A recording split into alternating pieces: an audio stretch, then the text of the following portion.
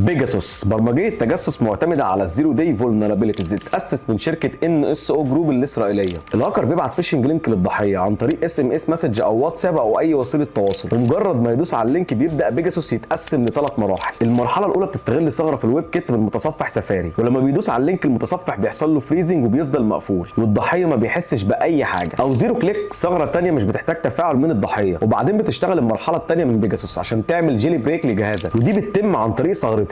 الاولى مسؤوله انها تعرف مكان نواه نظام التشغيل في الرام، والثانيه هي اللي هتعمل جيلي بريك لجهازك. وفي المرحله الاخيره بيتثبت المالوير اللي مسؤول عن التجسس وبيبعت المعلومات للهاكر، وده بيتم عن طريق تكنيك اسمه كود هوكينج، بيعدل الدايناميك لايبريز من غير ما تحتاج تعمل اي تغيير لاي ابلكيشن في الموبايل، وساعتها الهاكر بيكون عنده كنترول كامل على جهازك، فهيقدر يشوفك ويسمعك ويتجسس على مكالماتك ويعمل نسخه من صورك وايميلاتك وباسورداتك ويبعتها له، وعشان كده سموه الحصان المجنح. وبيجاسوس بيقدر يخفي اي اثر ليه او يمسح نفسه عشان يضمن ان محدش هيعرف يكشف تفاصيله ولا يعرف هو ايه. اطمن، مستحيل يتعمل لك بيجاسوس عشان محدش هيدفع فيك $500,000.